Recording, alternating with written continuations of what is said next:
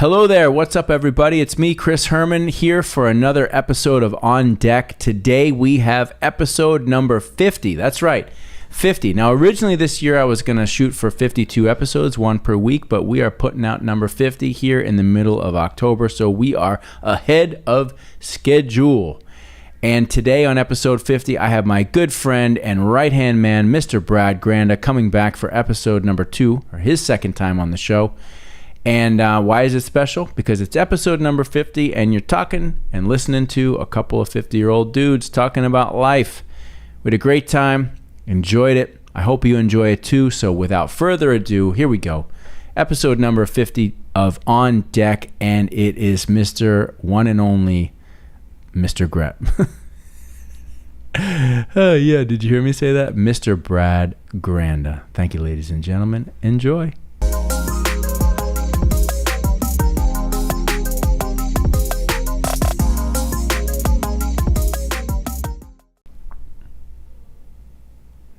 And there we go. We begin, sir. Well, there's no intro? We're going to get there. Oh, the intro is the outro? Yeah, the intro is the outro. There is an intro, but yeah, I mean, for formality. Hi, Brad. Hello there. Welcome. Second time. You are on deck. I was actually invited back. Second time, yes, you are on deck. And how appropriate. I know where you're going. That it turned out that after all the schedule wrangling and trying to make it all happen, that here we are together doing episode 50. 50. Right. Can you believe that? And for those listening, yes, and watching, right, the significance of that is what is that? On May 23rd, yes, I turned 50 this year. And on September 24th, I turned 50. So we are now both officially 50. Here's to 50 and 50 and 50. Yep, 50. Episode 50. So we're going to have a drink to that. Wow. Yeah, 50. What are you drinking? I've got that special edition Grand Marnier that my buddy Peter turned me on to. I got to tell Sam about it. Sam will like it. Slipped it right in there, Sam. Slipped it right in, right out of the gates. You can stop watching now, buddy. I am having, I've got a little Four Roses. I think it's Four Roses. Four Roses. Yeah, Four Roses bourbon. Jeffrey Carter brought this for my 50th birthday. Good stuff. So we're drinking birthday beverages, not necessarily celebrating our birthday, but hitting episode 50 both at the age of 50. So I might as well just lead into the hard-hitting question right off the bat. Jeez. Brad. Seriously? You make me start sweating already. Yeah, I know. Don't make me start cursing early, though. No. I got in trouble by my mother and my brother. Oh, really? My brother, who curses like a sailor, he's like, you cursed a lot in that first one you did. I'm like, you're telling me that? You curse in church. I mean, it's... My mom had something similar to say when we first got rolling with this. She's like, is all the cursing, is that necessary? Do you think that might not go over well with your viewers? The viewership? I said, no, it's real. It is what it is. Yeah, for my brother to say that was a stretch. So he's, he edges you out in that category? Oh, yeah. Yeah, I mean, like night and day. Like I'm a saint compared to the vocabulary that comes out of his mouth. Well, then that leads me to a different question. Hold on, no, we got to go with a hard-hitting question. No. You just threw up a nice little smokescreen diversion for yourself. Okay, nice job. So, but okay, so if I mean, because you've been known to throw the occasional F-bomb around, here and there, occasionally here and there, and you're saying that your brother has you beat. So. Long. Did your dad have you all beat? Like, did this come from dad, or this is a your generation thing? It's probably an our generation thing. My dad wasn't a huge curse. Did he curse? Sure he did. I mean, my dad was in construction for 35 years in Miami. So, yeah, there was a lot of cursing that came from him, but it didn't generally translate back at home. Like, my brother can be having a conversation with his wife, and it's a pleasant conversation that they're having, and he'll drop 16 F-bombs in 3 sentences. And they'll be talking about something fun, and, there's no fighting or anything going on. But right. Yeah, it is night and day between me and him. Interesting. So I remember when I was, young and growing up with my mom, I remember, starting to hear my mom, throw some cursing around a little bit, and getting kind of used to it occasionally happen. And then when I started sort of dabbling in it myself, when you get to that point where your parents kind of start to let it slide, at least when I think back to my childhood, when I remember like when I could start saying, shit or fuck, whatever. When you could just saying it without being worried that your parents were going to kind of give you a look. That felt like, I've sort of made it into another level here. Well, it's funny because, I go to Jake's tennis clinic on Monday and Wednesday. Mm-hmm. And it's kids he's the youngest one there. So he's 12. He's the youngest one there. And there's 13, 14, 15-year-old kids there. And there's this one kid, you could just tell. He's got a mouth on him, right? But, I'm on the other court, and I hear him drop 2 F-bombs. And I'm like I want to say something because there's 12, 13 other kids that are there. Right. And none of them talk like this one kid. Right. They don't act up like he does. And Jake and I talked about it on the way home, and I'm like, man, that kid's got a mouth on him. He's only because he can't be but 13 years old, and he's dropping F-bombs out in public like that. And I'm like, you got a long way to go for that. Yeah. You haven't earned that right yet. No, and that's not cool. Like, okay, if you're young and you're around the house and maybe you let one slide, and if your parents are cool with it, or you're with your friends, or something like that, whatever. But like as he intentionally said it. It's not like it didn't slip. Like he intentionally verbalized that word in his sentence twice. Yeah, and you got your kids there, and you're like, hey, yeah, right. So it didn't come too much from Dad. No, I probably got it from my brother, if anything. Okay, but at a certain point in time, what did it become kind of okay around the household, like when you were maybe still in high school and stuff like that? Or was there there was no steadfast rule. It wasn't like if you said it, you got in trouble and you were grounded, or if it slipped out, there really was no rule. It was just there. If you said it, you said it. Right. There was no, okay, you hit this age, you can say whatever you want to say. It wasn't a written thing. It was kind of just, It was just natural into it. Yeah, natural into it. Now, how about alcohol? Oh, man. Around the house. Were you able to drink as kid? Stories about alcohol always went back to my old man. Right. And, Dad was... He was a vodka drinker. Well, he drank everything, right? He loved his scotch. But times of me trying his drinks go back probably to before I was double digits, where it'd be like, I'd grab his cup and take a sip of something or whatever. But then as I get older and okay, you want to try it? I've said it to Jake. Michelle yells at me. Right. You can't let him try that. I'll be drinking a little scotch on the couch while we're watching TV. I'm like, here, you want a sip? And he won't. He doesn't ever want to try it. Right. But, I used to try it. Dad was like, here, take a sip.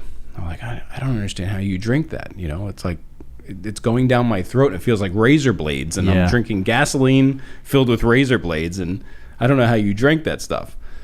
But he always had his flask of vodka that he carried around in his little bag, right? It didn't matter if we were traveling somewhere. It didn't matter if it was to my grandmother's house or to the store. He always had it with him. But we'd go fishing, and he used to fill up these big green cups, right? And we'd be out crabbing or fishing, and we'd be on the boat, and he'd have his cup there, and he always filled it up. The way I mix a drink, I put in the alcohol first. If I'm drinking, let's just say a vodka tonic, right? Vodka goes in first, tonic, lime, lemon, whatever. Right.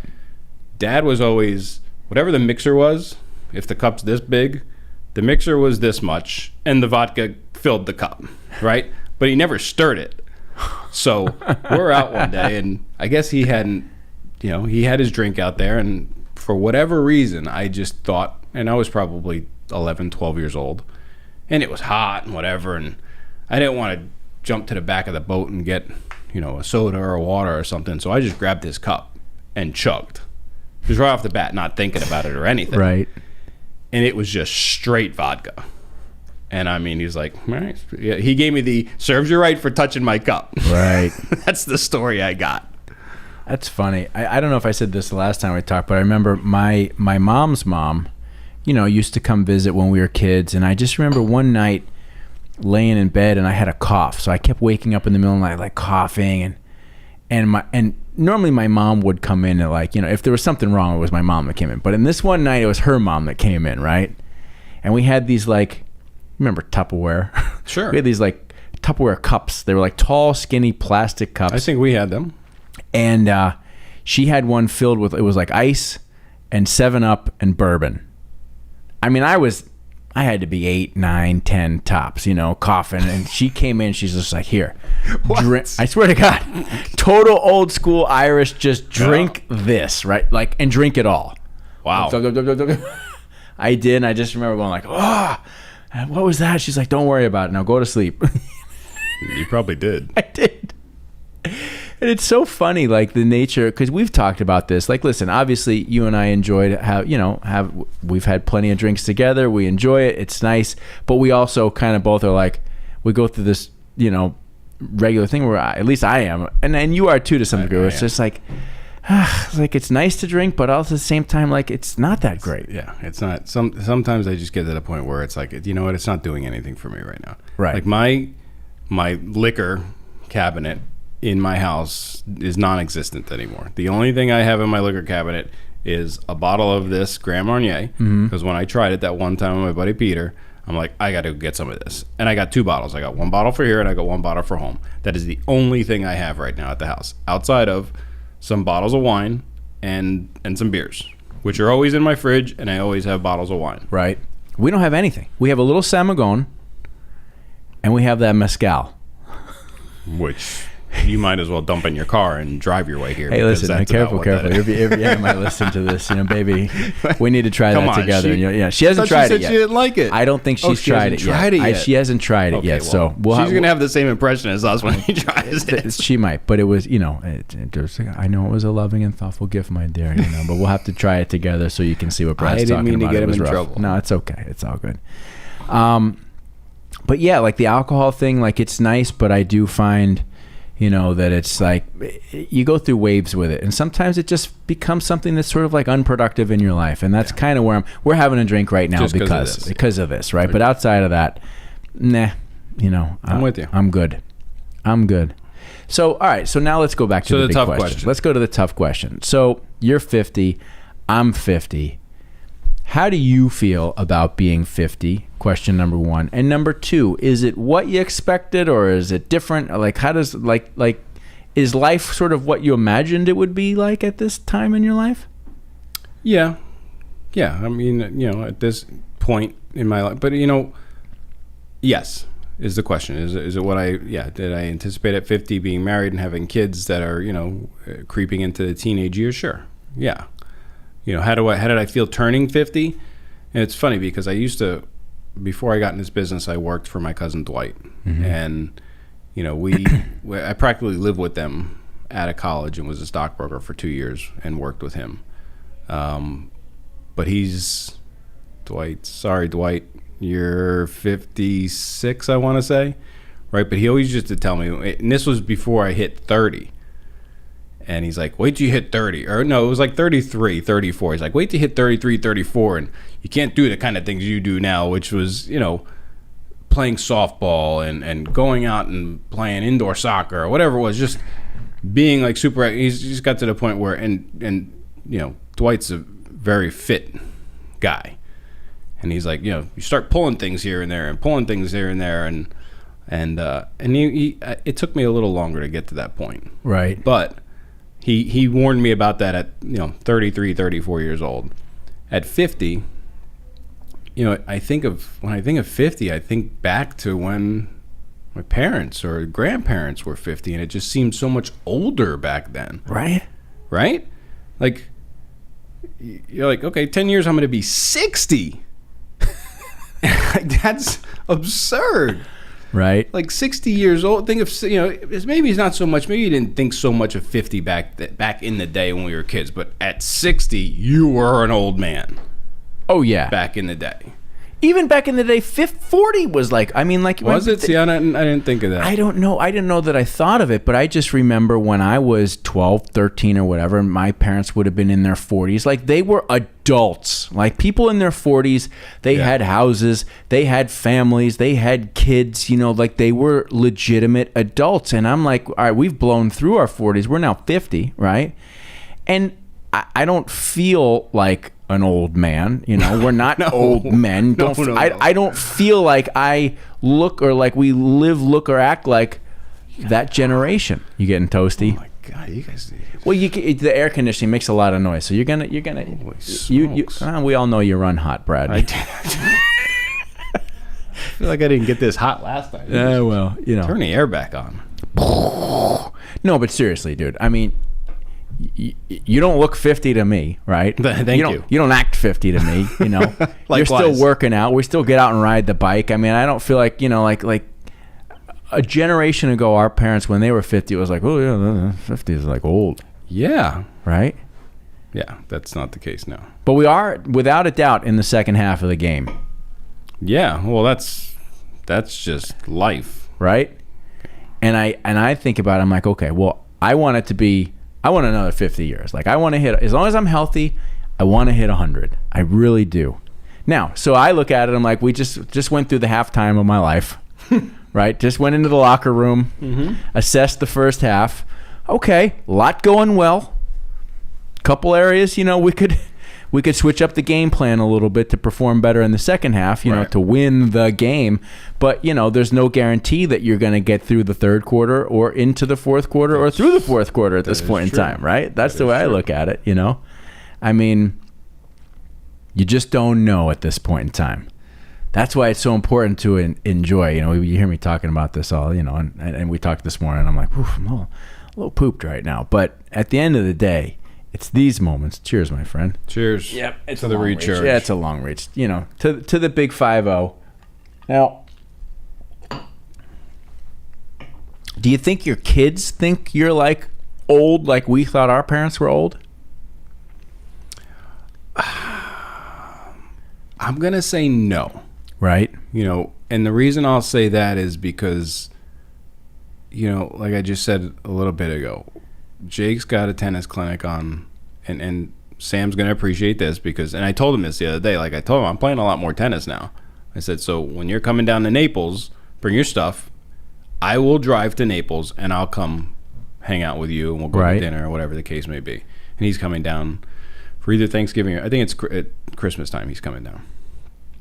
So, you know, so I go to Jake's tennis clinic every Monday and Wednesday, and I'll do one of three things when I'm there, right? So all the other parents are there and they're watching. I go and I will either play with another guy who's the father of one of the girls that plays in Jake's tennis clinic, and me and him will play, and it's an hour and a half. So we'll hit for an hour and a half, or we'll play for an hour and a half. Or two, Coach Frankie will let me jump in with the kids. Now, I've expressed this to you, not to everybody listening or watching. My son is the youngest one there. He's 12. Right. 13, 14, 15. Maybe there's no 16-year-olds. I think 15 is the tops in this clinic. These kids are like, can play on the tour right now, if you ask me. Like, they're dynamite. So it's not like I'm out there whooping ass on, 12, 13-year-old kids. They're running me like they have me on a string. Right. So that's option 2 of when I'm there. If the coach can't fit me in or that guy's not there to play with, I'll just go on the other court and I'll serve for an hour or hit balls for an hour or work on a shot for an hour. So, Jake said something to me to answer your question now. He's like, I'm so glad you come to these clinics. He's like, I love that you can. He loves when I play in with them. And, he sees that. He sees the fact that I always want to, play football with him, and we're always going to play tennis on Sundays now.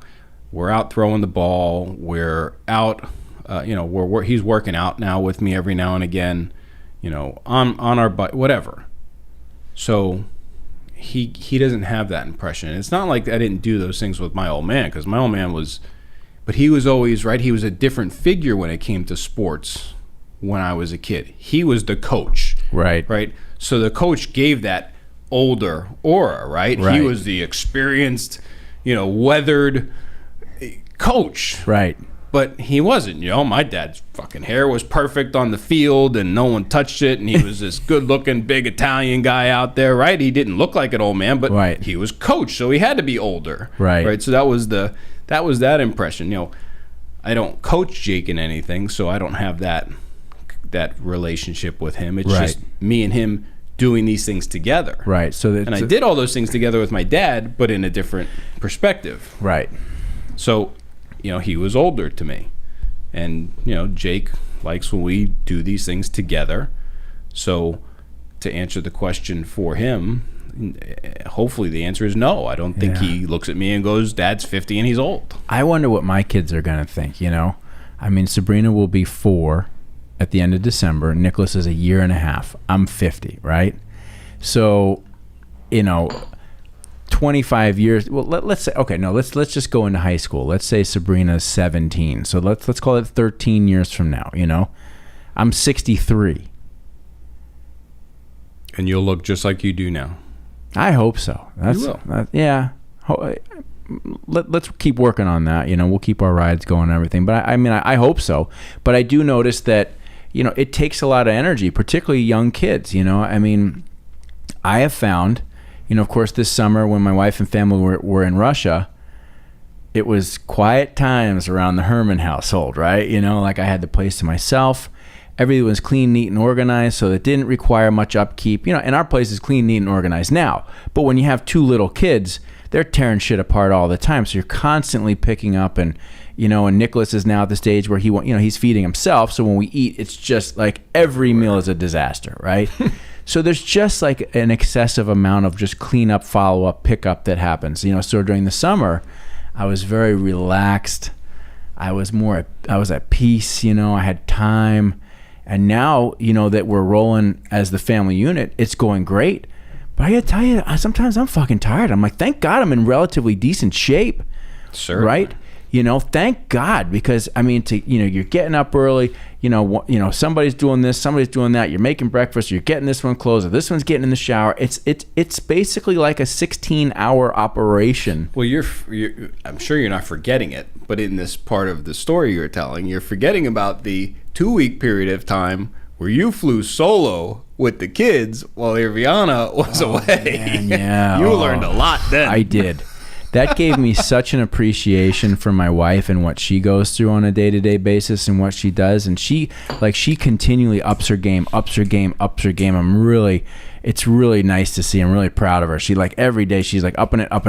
But it's gotten to the point where I used to think man, I got this shit. I'm organized and I got everything under control. And I will tell you, your kids don't care what kind of control you have, right? And I'm not saying your kids. I'm saying any kids. But now in the morning, when we're getting ready, and one of us is, because we have a schedule, one morning's her morning to work out, one's mine, and we take turns on who's getting the kids ready. We take turns on who's driving the kids to school or picking them up, blah blah blah blah. And I used to think and I am bulletproof on this stuff. I will tell you. I think I have told you. On the mornings, it's my morning to be getting shit together, man. I'm like a crazy person. I'm like, that's fucking 7:02. It's 7:19. Get in the shower, and I'm not relaxed. I'm fucking stressed, and I'm getting everything done, but it is not enjoyable for anybody, I'm sure, right? And on the morning, getting better, right? But on the mornings my wife's doing it, I'll look at the clock, and in my mind, I'm running the schedule just like it's mine, even though it's not mine that day. She's just breezing. And it all gets done. And it all gets done in exactly the same amount of time, but with 10 times less the aggravation than when I'm doing it. And I'm like, I'm doing something wrong here. I got it all wrong. But at the same time, I'm really glad. I'm like, oh, good. I don't want to be the best at this. I used to tell Michelle all the time, I can never do what you do when we had 2 little ones like you do. And I mean, Michelle, it took a while, and it's funny, she'll tell you this. It took a while for Michelle to leave the house for an extended period of time when we had 2 little ones. Right. Now, whether that was her fear for me and how I would react in this situation, or just she just didn't trust me at all to keep our kids safe while she was gone. But she would know. Michelle remembers everything. She's unbelievable when it comes to that. She remembers everything. I couldn't tell you when it was. She could probably tell you how old the kids were the first time I think the first time she went somewhere was to California to visit her brother, Brian. And she went out there for something. I don't remember what. It might have been the birth of his daughter. But that was the first time she left the kids. And I think she was probably petrified to leave the kids with me alone. It was just, I was so far. The distance between how good she was at it and how good I was at it was miles apart. Oh, it's so funny because, you know, Irviana is the opposite in that sense, where she was like, when it was that 2-week period of time, I doubt she even for a second was worried about. That's it. She was on a plane. Goodbye. She was like, she was gone. They'll be fine. They'll be fine. But I just remember, you know, the first few days, I'm like trying to crank everything to perfection. The time, the schedule, this is prepared. You know, I remember we used to talk about it every day. Yeah, like 2-3 days, I was like killing it, and then it started to catch me. Then the kids kicked in. Started to run me down, and I started like, oh man, fuck, this is like it's like a 16-hour shift. Yeah, you know, and it just so I'm glad that at 50 with young kids, or at 50 with, you know, approaching teenage kids, that we're in solidly decent shape and have the energy to be able to, you know, to do it right. I mean, could you imagine if you were like in bad shape and bad health, and you just like, you know, your kids want to play or do stuff and you couldn't because you weren't feeling well, or, you know, like, that's a crime. I'm sorry. Like as a parent, you have a responsibility to like keep your shit together so that you can be a part of those experiences. You know, and I tell Jake that. You know, he asked me, he's like, you know, Daddy, you work out, you know, 3 days a week, and you're on your bike Saturday mornings, and now you're doing tennis. It's like that's a lot. He's like, you know, I said I do this for you guys. I said I do this so I can do this stuff with you and have fun with you and Victoria and Mommy, and we can go do things. And, you know, I don't want to be the lazy guy. I've never been the lazy guy, right? I always have to be doing something. And I said, you know, I want to be in good shape for you guys. Mm-hmm. You know, this is what I want to do. So I'm glad he appreciates it, right? You know, and he does, and he shows me the appreciation by, you know, he asked me the other day, you know, a couple of my friends, you know, they're working out now, and, you know, he wants me to teach them how to work out.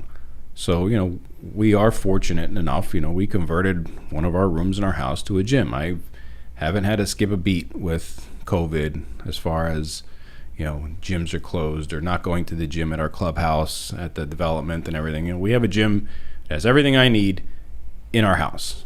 So, you know, he wants me to, you know, can you start teaching me how to work out? Yeah.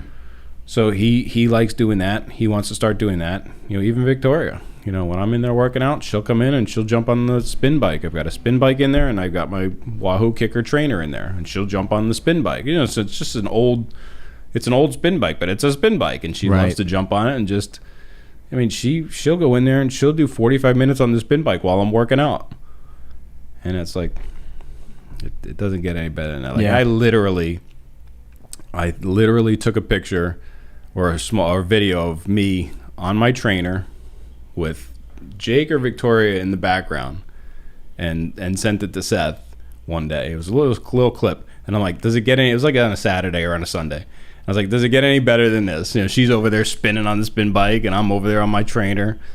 It's just that's what we live for right now. It's interesting, you know, when you mention Seth. You know, I mean, you know, we've got friends, you know, people our age, you know, peers, kids going off to college, you know, they're making that adjustment. Both of them, Sam and Seth. Yeah, you know, and I look, of course, on Facebook, plenty of my friends from, you know, kids that I grew up with in high school, you know, their kids are going off to college, and it's just like, man, you know, when you're a kid and your parents tell you, like, you know, enjoy it, it goes fast, right?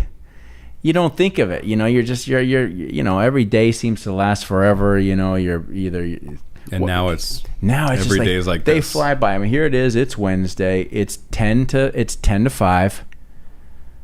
This day's blown by. Like, they all blow by. I mean, I feel like I hit the bed every night, you know, at my 8 p.m. 8 o'clock time. 8 o'clock time.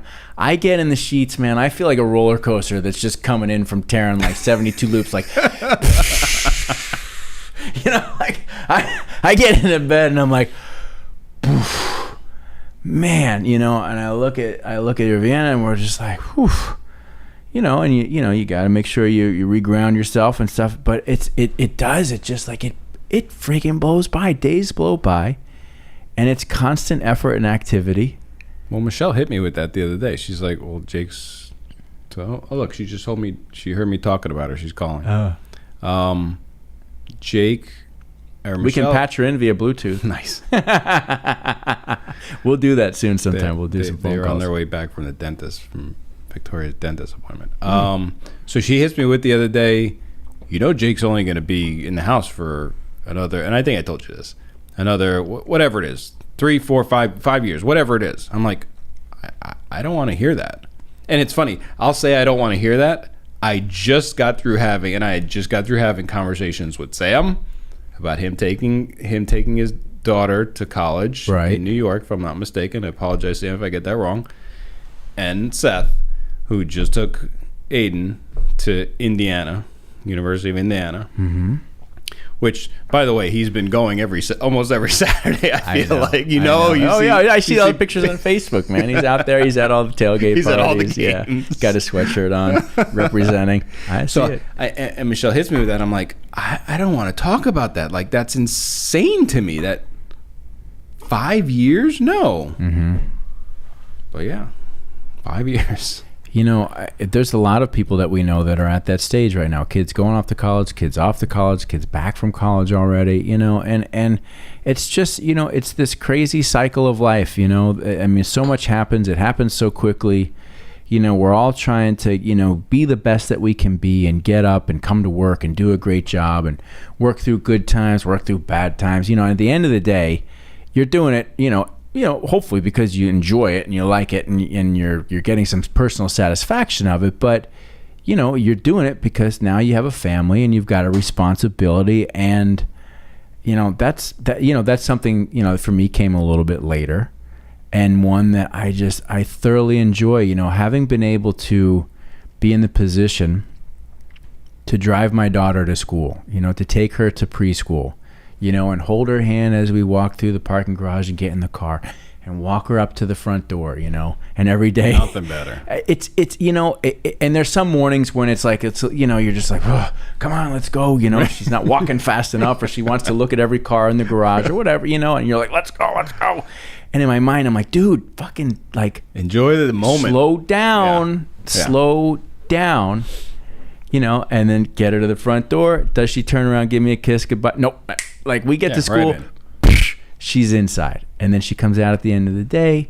She's been there all day, and we have a ride home, and she likes to point out the things along the way, and it's like stuff like that, man. That's shit's priceless. You can't replicate that, and we're enjoying different versions of that at different stages of life. But it's right, and I shared this in our Monday meeting, right? Jake's 12, Victoria's 10. Victoria's going to be 11, November 5th. She wants Daddy to prepare an entire sushi feast for her, so I'll be doing that on the 5th. But what I shared was, I'm at that point now, right? And you'll get there, because the kids at your kids' age are, they're babies, and then they're whatever the stages are, toddlers, and then they're little, right? They're still little, right? They do the same things every day. Mm-hmm. I'm now getting to the point where my kids are starting to experience new things, which is amazing. Like this past Saturday, Jake got invited to a birthday party, one of his little friends, and it was a paintball. It was at a paintball place. Mm-hmm. And look, the times are different now, right? When I was a kid, I grew up with a gun in my hand. I had a BB gun in my hand all the time. We went out and we shot bottles, and we shot this. We used to bring them crabbing. We always had, there was always in our life, right? Regardless of what we were doing. We used to go out and we used to hunt with my old man. So we weren't strangers to guns. My kid's never held a gun. Mm-hmm. A water gun, right? That's the extent of what he's probably held in his hand. This is a legit paintball place. This isn't like, oh, these paintball guns are for the little kids and these are ones for the people who are a little older. No, they're all the same. and it's a heavy gun. And he went out there for 2 hours, shot the place up in this cool ass place in Lake Worth, like open fields, like the size of football fields, right? And there's old cars that are out there that you hide behind, and giant tractor tires, and giant half pipe, drainage ditch pipes that they cut in half and they stand up and you hide behind, right? And he's out there shooting the place up. It was just unbelievable to see. It's a new experience for him. And when it came down to it, and we were leaving and everything, I was like, what'd you think? And he loved it, right? Brand new experience, never done it before, can't wait to do it again. Mm-hmm. And so much so that I brought a change of clothes for him, because I didn't want him getting in my damn truck all filled with fucking paint and everything. Right. You're changing. He's like, so we're getting in the car. He's like, do I have to change? I'm like, I'd like you to. I'm like, why wouldn't you want to change? Like, you've been sweating your ass off, number one. You're filled with paint, number two. He's like, I want Mommy and Victoria to see all the shots that I took. I'm like, you're not supposed to be proud of those shots. You're not supposed to get hit.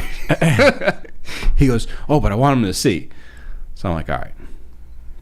So we go home, and he wanted to take pictures of all of, front, back, side, and everything, right? So then it comes to, okay, let's go upstairs. We're showering, right? And he takes his shirt off, and he's got a giant welt right on his side. And then we start discovering that's not the only one. Right. He had a bigger one that must have hit him like right in the hip bone, right? It was underneath his shorts, so we couldn't see it when he took his shirt off. When he took his shorts off, though, I mean, and they for the next 2 days, like Sunday, that was Saturday. So Sunday, Monday, like they got worse. They got more black and blue. They got that yellowish color to them, but then they got redder. And I mean, I'm talking, they were this big. And,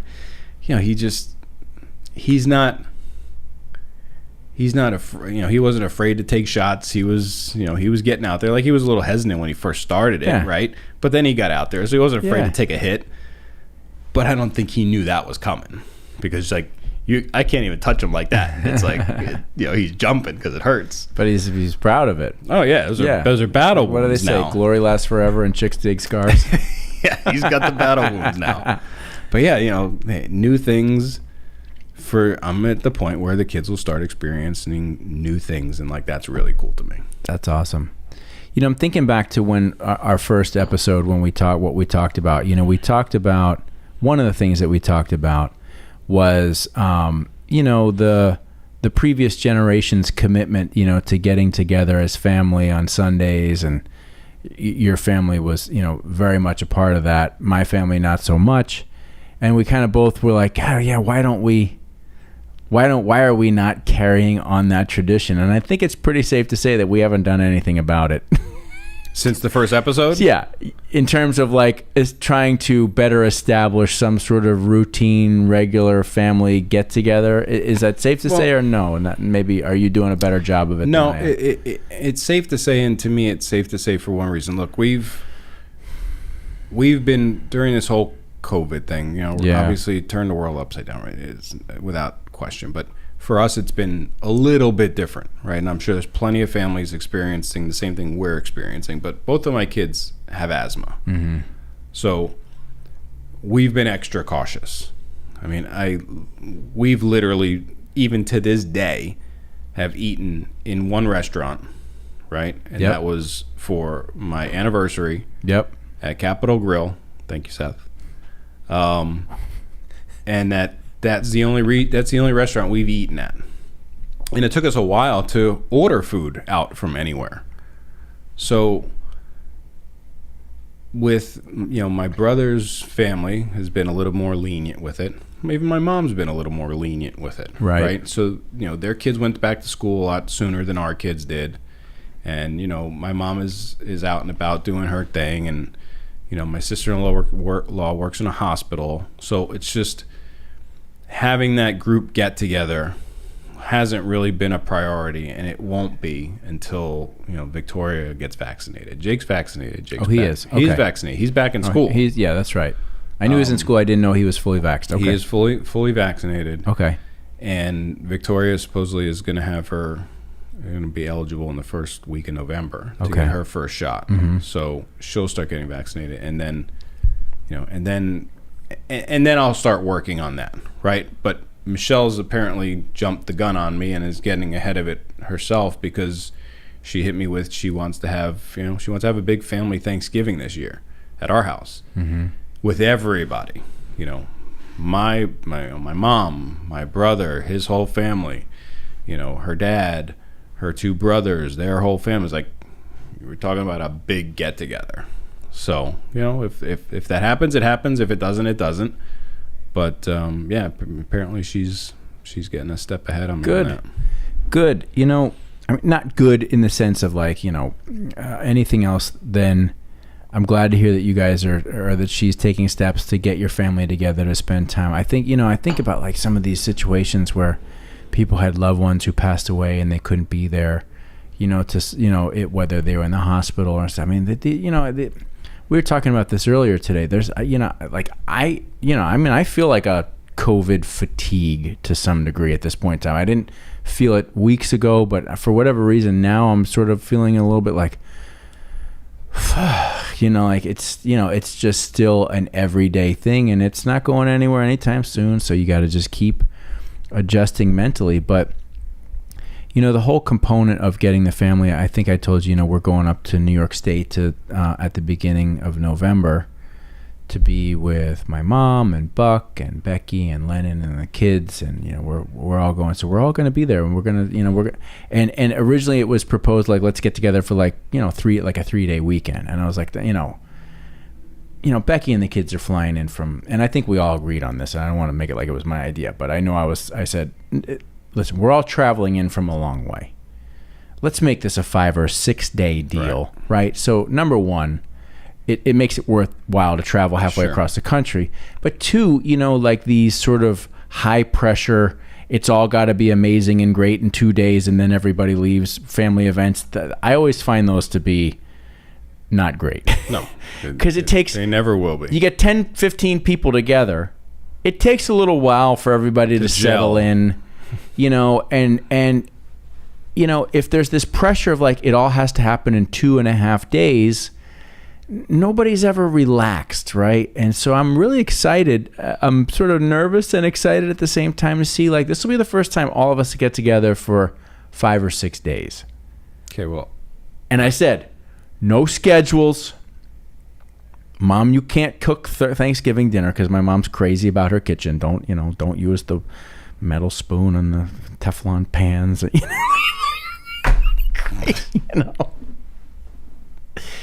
Anyway, what were you going to say? I was going to say, you need to remember your conversation with JJ a couple of days ago. I don't remember it.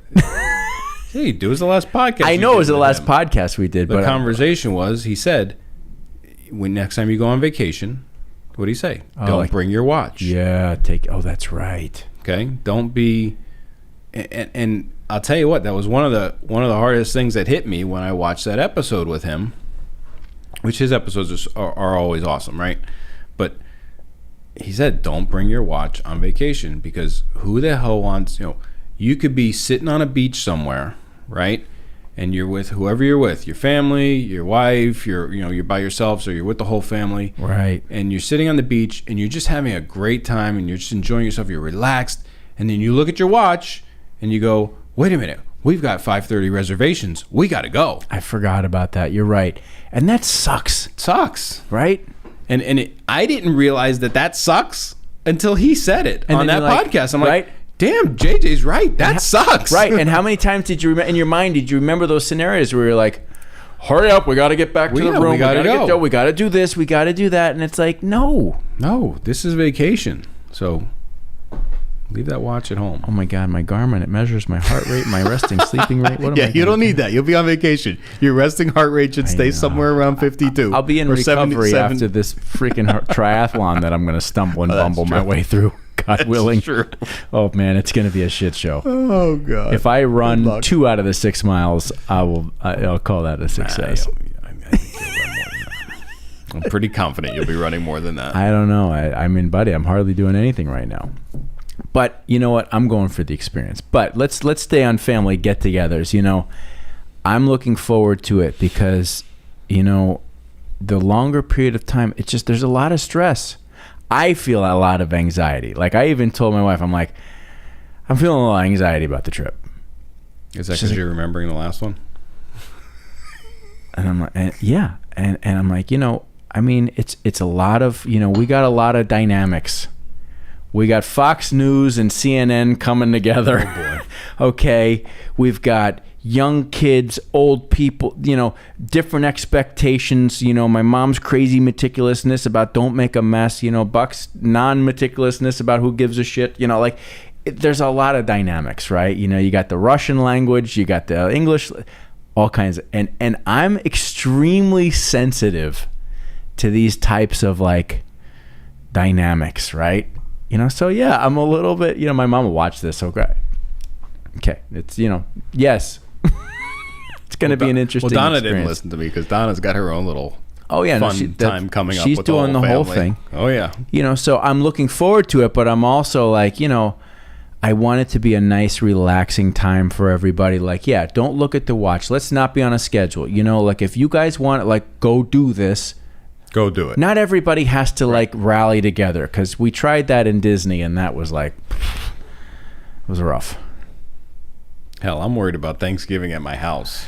So and that's one day. Right. That's not even a day. It's a half a day. But are you going to have to do all the cooking?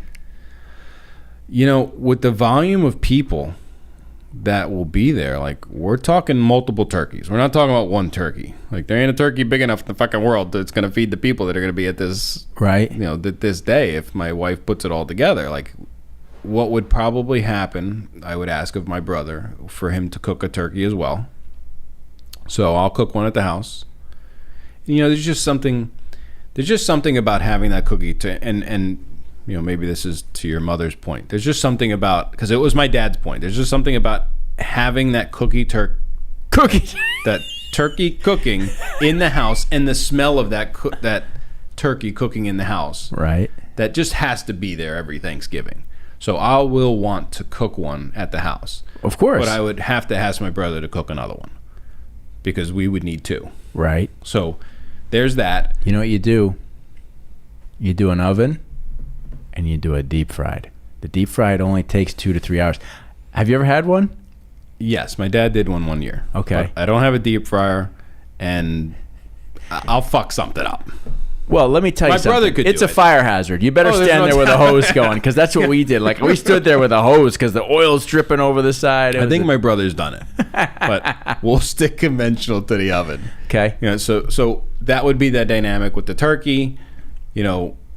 We'll do a stuffing at the house. Michelle, I'll put a stuffing together, and Michelle would probably do the other sides, work on other sides, and then like mom will bring a side.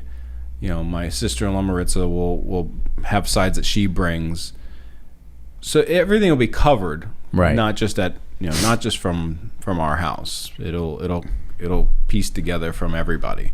But turkey-wise, main turkey, it's going to have to be 2. Okay, so now let's talk about the lead up to Thanksgiving dinner, okay? Because I feel like there's Thanksgiving dinner is there's 3 components to Thanksgiving dinner. Okay. There's the lead up, there's the actual meal, then there's the after meal, right? Okay.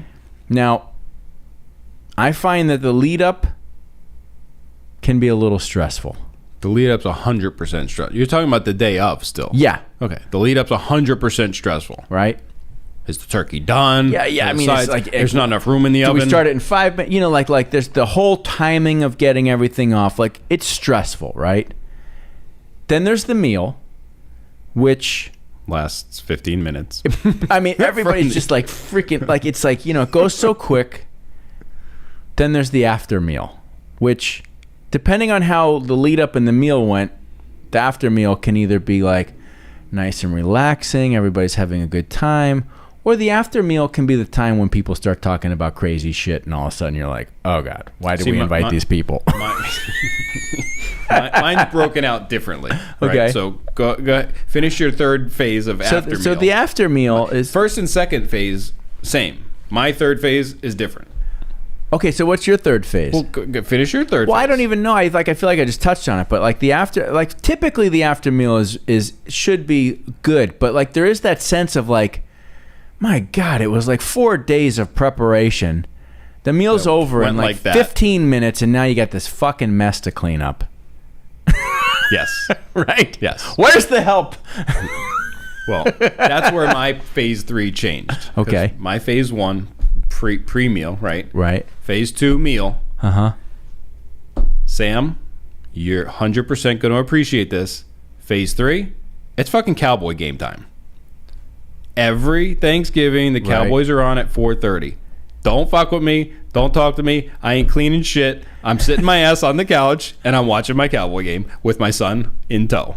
Yeah. And that's how phase 3 goes for me. Now, but is cleanup just postponed? no, I don't have to lead up cleanup.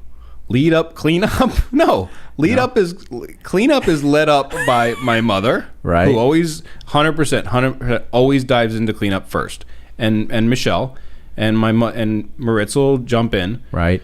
But like Victoria, she jumps in there, and my brother-in-laws, who neither one of them are sports fans, they'll jump in. So everybody but me and Jake, and my old man when he was still with us, right, would be helping out. My brother, he'll be on the couch with us too. But that is my phase 3. I'm sorry, I'm gonna probably get shit for this, but like I'm down with that type of traditional. You gotta start liking football, right?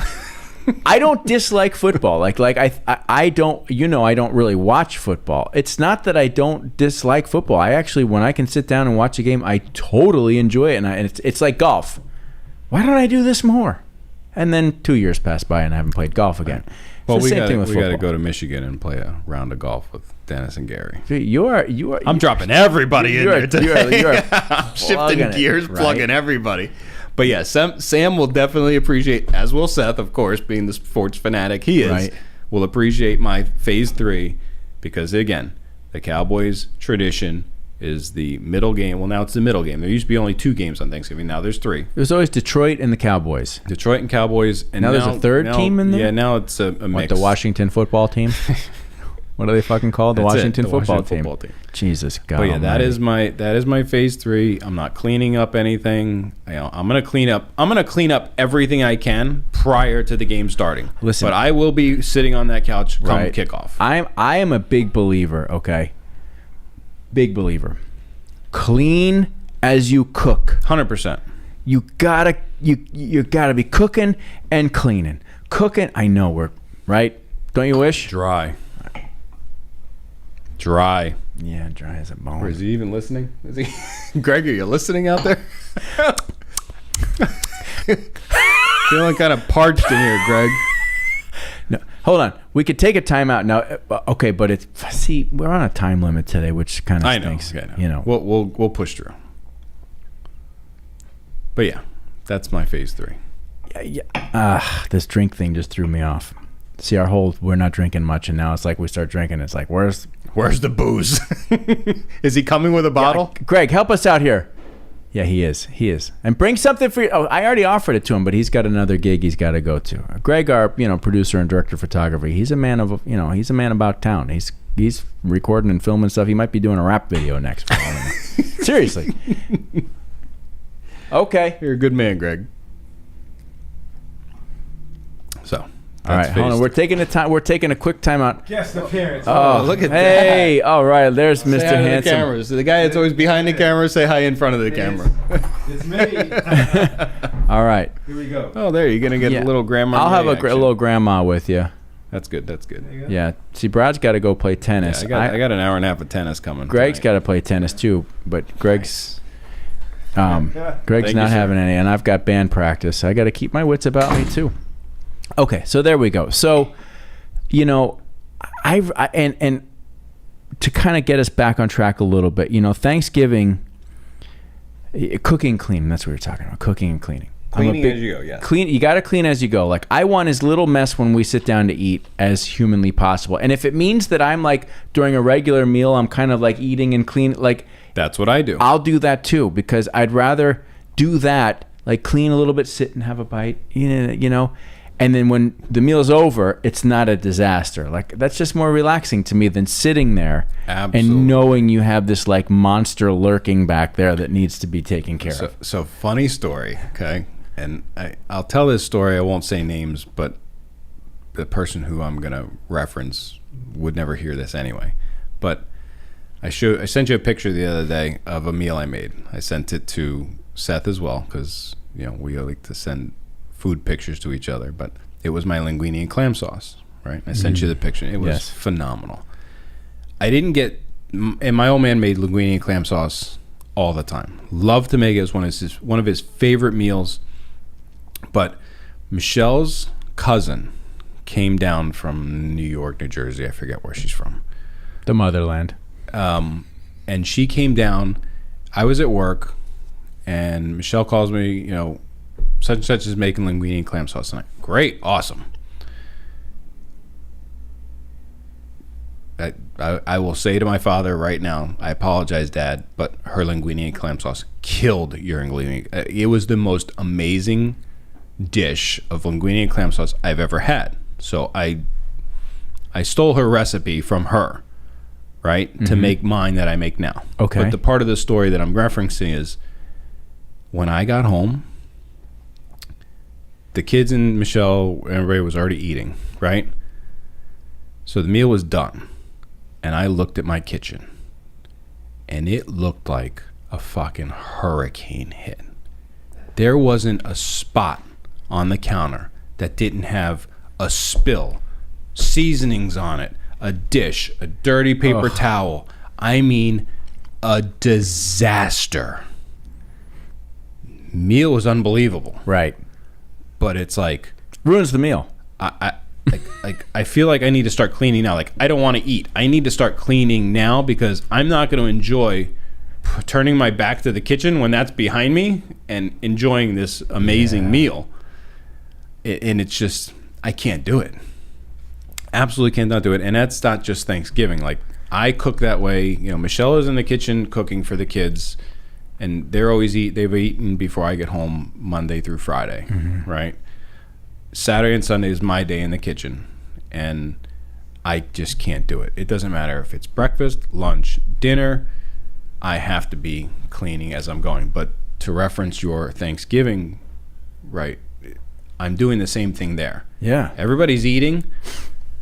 I'm going to pretend like I'm going in the kitchen to fill my glass of water, but I'm going to clean 4 dishes and clean this spill and do this before I go back into the dining room and continue eating. And it's also why when I cook, like the few times that I cook, like we made those steaks last week, for me, the meal is actually during preparation, in the sense that I'm having some wine, I've got some cheese and crackers. Like, I am satisfying my desire to eat something yummy and have a nice time while I'm preparing the food. Because I've gotten to the point also where it's like, okay, well, the food might go and there might not be that much left. Like, maybe I might not get that much, right? I have to be okay with that. So, like, the preparation process for me is also the enjoyment process. Because if you just go through prep and then you sit down and you have the meal or whatever, if there's that big disaster waiting for you, I don't enjoy... the enjoyment's gone. The enjoyment's gone. So I want to make sure that I'm enjoying it while I'm going. Now, sometimes that leads to me making poor decisions along the way because I start enjoying myself too much. Like, we literally, one time, we had guests over to our house, and I was so excited. And I haven't made it here, so I will make it. But there's this fish dish that is prepared by a chef, and his name is Eric Ripé. He has a restaurant in New York City called Le Bernardin. He's like a 3-star Michelin chef. And I saw something on Instagram that he professed. It was a simple preparation. It was a big white fish. I don't remember if it was grouper or monkfish, but he sliced yellow zucchini, green zucchini, sliced tomato, mushroom, and andouille sausage. And so he took the fish, simple salt and pepper, salt, olive oil, and then beautiful thinly sliced layers of these vegetables and the andouille sausage on top, a little more oil, and then herbe de Provence, and it goes in the oven. And it's freaking amazing, right? So we had guests coming over, and this is the second time I'm preparing this, and I was so excited, and I got fucking bombed while I was making I had an empty stomach, and I had some vodka, and then I'm drinking wine, and I'm having the time of my life. Literally, Brad, when we sat down for dinner, I was practically falling asleep. I don't remember dinner, and I went to bed at about 7:30 that night. Wow. With guests at our house, like a total moron, because I got I enjoyed the process so much I got carried away, which happens from time to time. Well, we have a nice meal coming tomorrow. Blackened swordfish. Well, okay, my brother may frown upon that, but we're gonna give it a shot. Let's give it a whirl. Let's give it a whirl. Fresh swordfish that my brother's buddy brought in, and I have a Ziploc, not Ziploc, but a freezer, vacuum sealed freezer bag full of it in there. I think there's 3 nice steaks in there for us to make. Mm-hmm. So between the two of us, we will figure out how to make it nicely without using the grill. Yeah, and at some point in time, I want to switch to the grill, which also means I think we need to get a cast iron pan here, because I want to like be able to cook over the open fire, because the lack of ventilation in here, for me, it's a problem. I don't like that heavy smoke that comes particularly if you're cooking with oil and you just get that. Although last time we cooked salmon, didn't the neighbor come over going, "Hey, what are you guys cooking in here?" Well, we cooked the salmon first, and they wondered, and then when we did the steaks, they were upset. Right. They were like, "How come we haven't been invited for these steaks?" And I was like, "All right, so, yeah, all right, so we'll do the fish tomorrow, but at some point in time, I think we need to get a cast iron pan and we need to start working on the grill." For the grill, okay, fair enough. Because I've made some delicious lamb chops on the grill in a cast iron pan at my mom's place. Okay. And I'm in. Okay. What time? Damn it.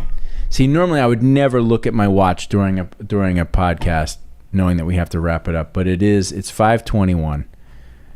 I don't know how you're going to go play tennis. Hold on. What do you mean hold on? Oh. I thought the text was going to say there's no tennis tonight, but tennis says, yes, we're good to go for tennis tonight. Were you hoping for just half a second? I was kind of for half a second. Don't tell Jake that.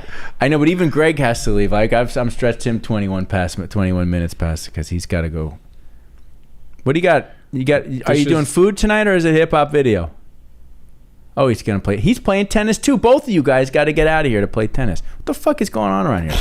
Now, I will tell you this though. When the day comes that you two are ready to play some tennis. Fuck that. No, but for the fun of it, that we have to have a company event. Everybody in this agency is going to go watch me get my ass kicked by Greg on the tennis court. Mind you, everybody out there listening, Greg is a semi-pro who was close to being on the tour. Yeah, I'm not going to have a audience for that. Yeah, but I think Greg had a Red Fox moment the other day on the court. We went like this. He went, "Elizabeth, I'm coming to join you. Coming to join you." So he did. He showed me the video. Yeah, you guys might be paired up okay. All right. Well, fuck. We didn't get a whole lot of business talk in here. I thought we were going to shift to business. We never even got there. Well, we're an hour. We're an hour and 7 minutes in. No, we're an hour and 2 minutes in. No business. So we'll have to do episode 3. Oh, we will. Because every time we're about to do the podcast, you're a little bit like, oh, what? I don't want to do the podcast, right? And then when we sit down. We're an hour and 2 minutes in. Sam's got me doing a lot of stuff right now. I'm pressed for time. I know. I got a Nissan launch going up and a Bernardi for Seth. I got to get Sam back website to Sam stuff too. going Sorry, on. Sam. We're getting there. Trust me, we're going to be all good. And if Sam hears that I missed a tennis clinic and a shot to get a little bit better, so I can. You need to play tennis. You need to get out there, and I agree. Yeah, that was my Sam impersonation. How was it? That was good. Pretty decent. Yeah, I told him. I said, "Look, when you're in Naples, I'm coming. Bring your stuff down. So we'll be playing. So I can't miss lessons. I can't miss clinics. I can't miss opportunities to play on Sunday with my kids. There's no time. There's never any time. It's constant rush. Hey, that's the world we live in. That's right. It's like Junior on The Sopranos. It's me. It's Ajit all the time. That's the way it goes. All right, Brad. Well, we're going to cut this one short, which is fucking bullshit. Because we're just getting started. I know. We're just getting started. I apologize to anybody listening that was hoping for some business talk. Yeah, me too. Yeah, sorry. Didn't quite get there. Didn't happen. No car business talk. I think that kind of happens when you and I start talking about family. I think we get a little carried away. So that's not a bad thing. If we had 3 hours, we'd talk about the car business. So we'll have to do episode 3. 3 hours and some fucking air conditioning. Yeah, nice and cozy and toasty over there. Are you in your little short sleeve shirt? I'm sorry, man. Nobody told you to wear a sweater. I almost wore a jacket today too. I completely forgot that we turned the AC off because it makes too much noise. Right. All right. Thank you, ladies and gentlemen. This has been another hopefully entertaining episode Hopefully of On entertaining Deck. for them. Bunch of gibberish. Brad, happy Cheers, my 50th. brother. 50 for 50. I'm gonna reach for that one. 50 for 50, and you for we'll everything. pick this up again. Yeah, Absolutely. thank you, brother. Love Love you, man. All right, love Thanks you for too. having me. All right, you got it.